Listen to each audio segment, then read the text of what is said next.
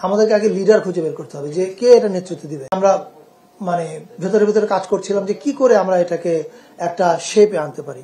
তো আমরা প্রথম যে জায়গাটা আইডেন্টিফাই করলাম সেটা হচ্ছে যে এই যে জাদুঘরগুলোকে আমরা আধুনিকায়ন করব, মডার্নাইজেশন হবে, শুধু জাতীয় জাদুঘর না, এর অধীনে আরো অনেকগুলো জাদুঘর আছে। এই কাজে নেতৃত্ব দিবে কে? আমাদেরকে আগে লিডার খুঁজে বের করতে হবে যে কে এটা নেতৃত্ব দিবে। আমি তো এটা এক্সপার্ট না বা আমার এটা কাজও না।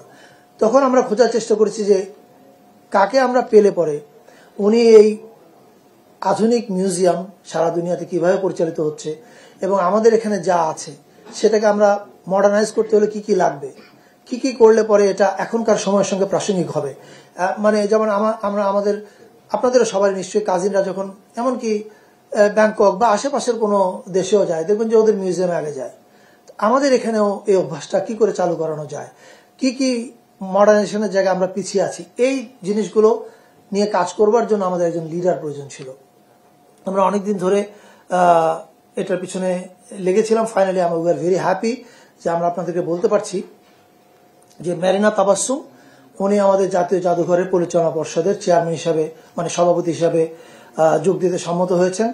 মেরিনা আপা নিশ্চয়ই ওনার ভিশনটা সংক্ষেপে বলবেন, তার আগে আমি ওনার সম্পর্কে একটু বলি। আপনারা যারা জানেন তারা নিশ্চয়ই জানেন যে উনি আর্কিটেক্ট হিসাবে, মানে কি বলে, স্থপতি হিসাবে খুবই বিখ্যাত এবং শিক্ষাবিদও। উনি নেদারল্যান্ডসে পড়ান এবং এই বছর আপনারা নিশ্চয়ই জানেন যে টাইম ম্যাগাজিনের 100 ইনফ্লুয়েন্সিয়াল পিপলের মধ্যে Marina Tabassum was one of them. উনি আর্কিটেকচারের জন্য আগা খান অ্যাওয়ার্ড পেয়েছেন। ফলে মানে ওনার কৃতিত্ব আমি বলতে চাই না, ওনার পোর্টফোলিও আপনারা গুগল করলে নিশ্চয়ই অনেকে জানতে পারবেন।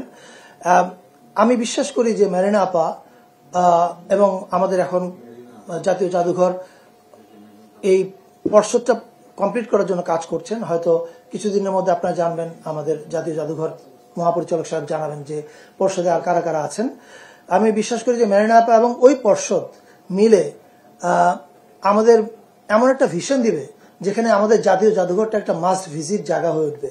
বিদেশ থেকে আমাদের বন্ধু বান্ধবরা যখন আসে জাদুঘরে যায়, বেরিয়ে এসে খুব ভালো ইমপ্রেশন আমাদেরকে দেয় না।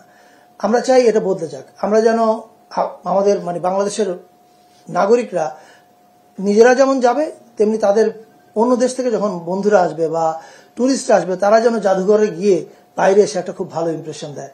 এবং আমার বিশ্বাস যে ওনারা সেটা করতে পারবেন।